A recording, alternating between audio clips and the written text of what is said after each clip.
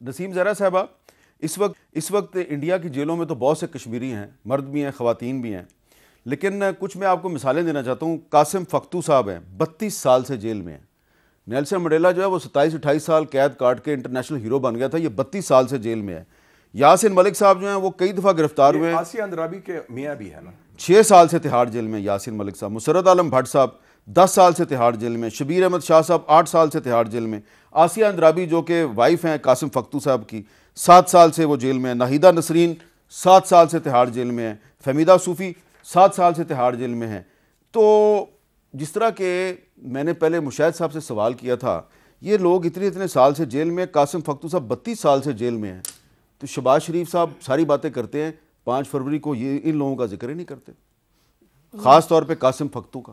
بے شک کرنا چاہیے، اور اس میں ایڈ کرنا چاہوں گی خرم پرویز کو۔ خرم پرویز وہ ایک بہت زبردست ہیومن رائٹس ایکٹیوسٹ، انہوں نے کتاب لکھی، پوری رپورٹ اسٹرکچرز آف وائلنس پہ، انہوں نے 90 کیسز لیے جہاں انہوں نے پروف کیا کہ جو کشمیری ہیں ان کو Indian judiciary, Indian police, Indian administration اور انڈین پولیٹیشین یہ سب مل کے جو ظلم کا نشانہ بناتے ہیں کشمیریوں کو، کوئی اتنی سسٹمیٹک طریقہ ہے جس طریقے سے کرتے ہیں۔ بات یہ ہے کہ دیکھیں ہم کشمیریوں کو سپورٹ کرتے ہیں، لیکن بڑے کلیئر ہے کہ وہ جو پالیسی، جو امپیکٹفل پالیسی ہوگی، وہ حامد اس کو ہم لے کے نہیں چل رہے۔ اس میں ہم بہت یعنی کہ جو خانہ پوری کیا میں کہوں، اگر آپ ایک پرو ایکٹیو، یہ مشاہد نے لفظ استعمال کیا اسٹریٹجک کلیئرٹی ہوگی تو پھر آپ آگے بڑھیں گے، پھر آپ وہ اس پالیسی کے ایلیمنٹس بنائیں گے جس کو آپ پرو ایکٹیولی آپ آگے بڑھائیں گے۔ آپ یہ ایگری کرتی ہیں کہ ہر 5 فروری کو کچھ ایسی سٹیٹمنٹس اور ایسی خبریں ہم سنتے ہیں جو 2 سال پہلے کسی اور حکومت نے سنائی ہوتی ہیں، جس طرح کہ 3 سال پہلے 5 فروری کو ایک سٹوری، بریکنگ سٹوری تھی کہ سری نگر میں جنرل قمر جاوید باجوہ اور عمران خان کے پوسٹر لگ گئے۔ آج ایک بریکنگ نیوز ہے کہ سری نگر میں جنرل عاصم منیر اور شہباز شریف کے پوسٹر لگ گئے۔ تو اس سے کوئی امپیکٹ پڑتا ہے؟ نہیں، میرا خیال ہے کوئی امپیکٹ نہیں پڑتا۔ ملک کے اندر آپ کہتے ہیں جی ٹھیک ہے یہ ایک کمٹمنٹ ہے، لیکن اس کا امپیکٹ نہیں ہے۔ ایک اور آرگومنٹ یہ دیا جاتا ہے کہ جی پاکستان جو ہے اس کو اپنی فکر کرنی چاہیے، اپنی اکانومی سنبھالو، اور یہ جو کشمیر ہے یہ تو پنجابیوں کا مسئلہ ہے، یہ باقی تو سندھیوں کا، بلوچوں کا اور پٹھانوں کا تو مسئلہ ہی نہیں ہے۔ تو اس پہ آپ کا کیا؟ میرا خیال ہے کہ پاکستان کے اندر ایک سوچ ہے کچھ لوگوں کی، ہر سیکٹر میں، ہر اس میں، کہ جی انڈیا کے کو جپھی ڈالو irrespective of what the cost is, اور اسرائیل کو ریکگنائز کرو، اور اس کے نتیجے میں آپ دیکھیں گے یہ بہت ہی غلط سوچ ہے، بہت نائف، ہاں بہت مائنورٹی سوچ ہے۔ تو بات ہے حامد کہ انڈیا آپ کے اندر کے معاملات، یہ تو میں ضرور کہوں گی کہ آپ کو اپنے اندر کے معاملات درست کرنے کی ضرورت ہے، چاہے گورننس ہے، چاہے پالیٹکس ہے، یہ وہ، لیکن انڈیا جو ہے، اور ایک تو آپ کے پاس it is not a negotiating card Kashmir کہ جی آپ اس کو دیں، اس کے ساتھ دوستی کر لیں۔ کشمیریوں کی سٹرگل ان کی اپنی سٹرگل ہے، اور ہماری ذمہ داری ہے کہ ہم اس سٹرگل کو سپورٹ کریں، اور ہمیں اس کو سپورٹ کرنی چاہیے۔ And what Mushahid said about no trade is absolutely crystal clear. آپ کو پتہ ہے کہ جنرل باجوہ کے دور میں پوری ایک بات چلی کہ جی ٹریڈ شروع کرو، اس کے بعد پھر اس وقت کی جو کیبنٹ تھی اس میں شاہ محمود قریشی وغیرہ، شیرین مزاری تھے، انہوں نے کافی کلیئرلی کہا کہ جی اس طرح کی چیز ہم نے نہیں کرنی، اور گورنمنٹ نے بھی سپورٹ کیا۔ مطلب اس میں کنفیوژن ہونی ہی نہیں چاہیے۔ اچھا شمیم شال صاحبہ، آپ نے دیکھا کہ جس طرح مشاہد صاحب نے کچھ بتائی ہیں، تجاویز دی ہیں کہ کشمیر پالیسی میں یہ ہونا چاہیے، آپ کے خیال میں کیا کیا پاکستان کو کرنا چاہیے؟ دیکھیں سب سے پہلے جو ضروری ہے کہ ایک کشمیر پالیسی پارلیمنٹ میں بنے جس کو تمام جماعتیں مان لیں۔ آپ نے آج تک تو آپ نے پارٹیز کا مینیفیسٹو دیا ہے کشمیر پر، وہ ہر پولیٹیکل پارٹی اپنے مزاج کے مطابق دیتی ہے۔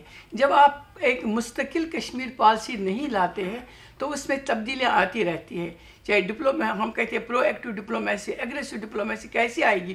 ہر گورنمنٹ کا اپنا ایک سٹانس ہوتا ہے۔ اسی لیے ہمارا سب سے بڑا مطالبہ ہے کہ آپ لوگ بھی سپورٹ کریں، جو اینکر پرسنز ہے، مشاہد حسین صاحب جیسے، نسیم زہرا صاحبہ، سب لوگ مل کے بتائیں کہ کشمیر پالیسی بنانا اب لازمی ہے۔ نہ کہاں تک ہم کشمیریوں کا اتنا خون جو بہہ چکا ہے، یا اتنی جو وہاں پر ذلتیں ہم سہ رہے ہیں۔ آپ نے جو چند وہ پولیٹیکل خواتین ہیں، جو پولیٹیکل سوشل لیڈرز ہیں، آسیہ اندرابی صاحبہ، حمیدہ تو چھوٹی بچی ہے، نسرین وغیرہ. لیکن آپ نسیم صاحبہ کی بات کریں جس کا بیٹا کشمیری مجاہدین کے ساتھ بقول ان کے مجاہدین ریزسٹنس موومنٹ کا حصہ تھے, ان کے ساتھ اٹھتا بیٹھتا تھا. 7 سال سے وہ خاتون تہاڑ جیل میں ہے. قصور کیا ہے؟ چھوٹے چھوٹے بچے کیا نام ہے پورا ان کا؟ نسیمہ بانو. نسیمہ بانو. میں آپ کو 12 خواتین ایسی جو ہندوستان کی ایسی جیلوں میں جن کو گھر والے نہیں ملنے جاتے ہیں. ایک تو بچی ہے جو 12 سال کی تھی, آج 19 سال کی ہے. ماں بھی مر گئی, باپ جیل میں ہے, اور 3 بچوں کو وہ سنبھال رہی ہے. حامد میر صاحب, کشمیر کی کہانی آپ لوگوں کو پتہ نہیں چلتی ہے. ہم اب اوپری سے دیکھ رہے ہیں کہ کیا ہو رہا ہے. ہندوستان نے تو بند کر دیا سوشل میڈیا پر. یہ جو سوشل میڈیا کا بند کرنا کیا تھا, کشمیر کی کہانی باہر نہ آئے. 22 ہندوستان کی چینل جو شام کو بیٹھتے ہیں کشمیر پر تبصرہ کرتے ہیں, ڈیولپمنٹ پر کرتے ہیں, ریلز پر کرتے ہیں, پتہ نہیں کیا کیا خواب دکھاتے ہیں. کریں, بے شک ڈیولپمنٹ کریں. انگریزوں نے بھی تو یہاں کی تھی نا ہندوستان میں ڈیولپمنٹ. تو وہ کیا پھر وہ ساتھ لے کے گئے تھے وہ ریلوے اسٹیشن اور نائری نظام.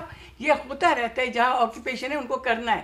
لیکن دیکھیے ہندوستان اندرونی کھانا کشمیروں کو اتنا زج کر رہا ہے, ان کی نروز پر, وہ ان کو اتنا خواتین پر ظلم کر رہے کہ ہمیں وہ دکھائی نہیں دیتا. اس لیے اگر آپ ایگریسو پالیسی, ڈپلومیٹک پالیسی نہیں اپنائیں گے, اگر آپ کشمیر پر مستقل پالیسی نہیں, ہم اسی طرح سے ہر شو میں 5 فیبرری کو کہیں گے کشمیر پر ظلم ہو رہا ہے. ظلم نہیں ہو رہا ہے, جنوسائیڈ ہو رہا ہے. جیسے جموں کا جنوسائیڈ ہے, کسی کو نظر نہیں آیا 52 سال میں. پھر آہستہ آہستہ ہمیں پتہ چلتا ہے 4 لاکھ لوگ 2 دن کے اندر. نومبر 1947. مشاہد صاحب, سوشل میڈیا کو انڈیا بھی بند کرتا ہے, پاکستان بھی بند کرتا ہے.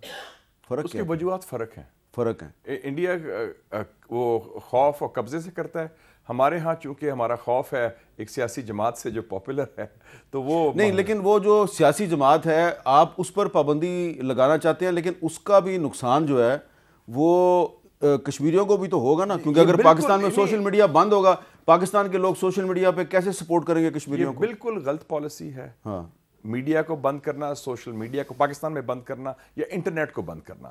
ایک اور بات میں کہنا چاہتا ہوں, جو آپ نے بات کی نا, لوگ کہتے ہیں معیشت کی بات. 2 بڑے تاریخی فیصلے پاکستان کے ہسٹری کے دیکھیں.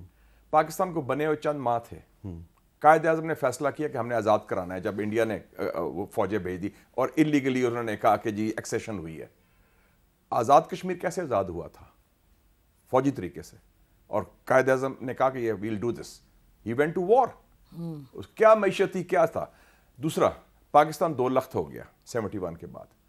ذوالفقار علی بھٹو نے اس وقت فیصلہ کیا کہ ہم نے نیوکلیر بم بنانا ہے. آپ کی کہاں معیشت تھی, کیا سچویشن تھی آپ کی, لیکن لک ایٹ دا ویژن, وہ پلان. اور 24 سال کے بعد اللہ تعالیٰ کے فضل سے, ہمارے سائنٹسٹ کی کوشش سے اور سیاسی قیادت کی استقامت سے, سیاسی اور فوجی قیادت کی استقامت سے, we are a nuclear power.